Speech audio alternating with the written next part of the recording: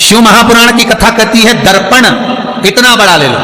बंदर वाला अगर दर्पण वाली नहीं तो इतना बड़ा दर्पण लो, हनुमान जी के मंदिर में जाकर, क्योंकि हनुमान शंकर का ही अवतार है, हनुमान जी के मंदिर में जाकर हनुमान जी के उल्टे पांव का थोड़ा सा सिंदूर, चरण का थोड़ा सा सिंदूर एक कागज में लेकर आ जाइए। और हनुमान जी के छोटे भाई, हनुमान जी 6 भाई हैं, उसमें गतिमान, हनुमान जी के छोटे भाई गतिमान का नाम लो और गतिमान का नाम लेकर उस दर्पण पर सिंदूर से त्रिशूल बना दो, सिंदूर से त्रिशूल बनाकर उस दर्पण को घर के बाहर, दर्पण का मुख बाहर की ओर, ऐसे बाहर की ओर मुख कर कर दर्पण को घर के बाहर या दरवाजे पर, बिल्डिंग पर, ऊपर जाली में, फ्रंट में कहीं पर भी उसको लगा दीजिए। महाराज केवल शंकर का स्मरण कर कर, गतिमान का नाम लेकर, हनुमान के उल्टे पांव का सिंदूर का त्रिशूल बनाकर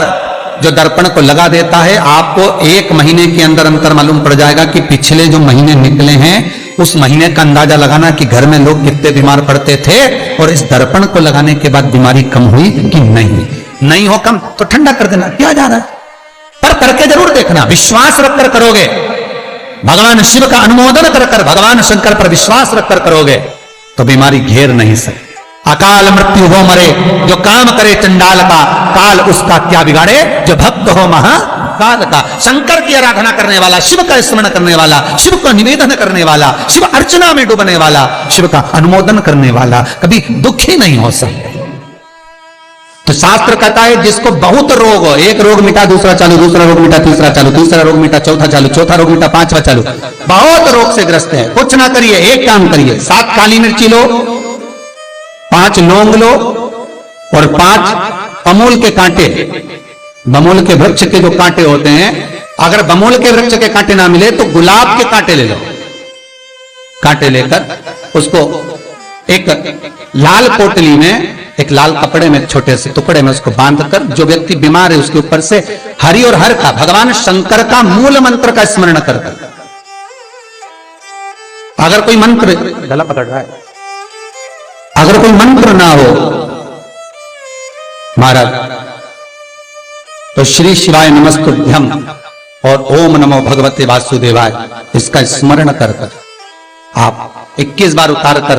उसी व्यक्ति के सामने बाहर, घर के बाहर उस पोटली को जला दीजिए,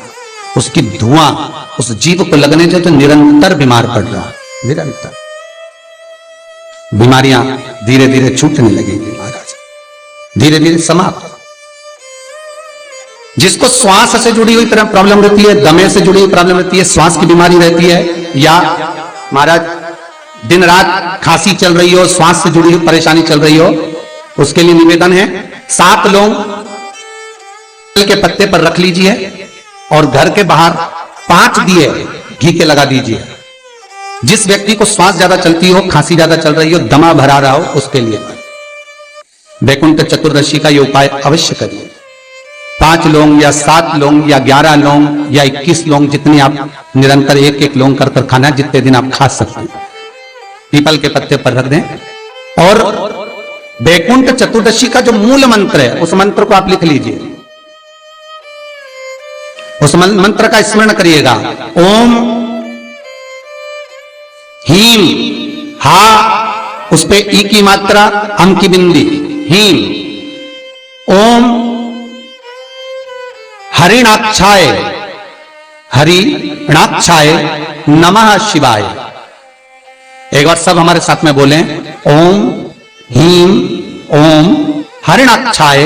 नमः शिवाय। बस इस मूल मंत्र जो स्कंद पुराण में वैकुंठ चतुर्दशी का मूल मंत्र कहा गया है, इस मंत्र का 21 बार स्मरण कर कर लौंग को उठा लें और उस लौंग को वापिस लेकर आ जाएं। एक लौंग कर कर सुबह या शाम में कभी भी खाना प्रारंभ कर दे, धीरे धीरे दमे की बीमारी में, खांसी में, श्वास में आराम मिलना प्रारंभ हो जाता है।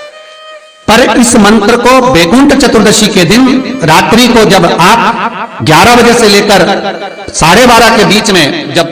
पीपल के पत्ते के ऊपर जब आप लौंग रखें, पीपल के पत्ते के ऊपर जब आप लौंग रखें, उस समय पर इस मंत्र का 21 बार स्मरण होना जरूरी है। महाराज इस मंत्र को जपें,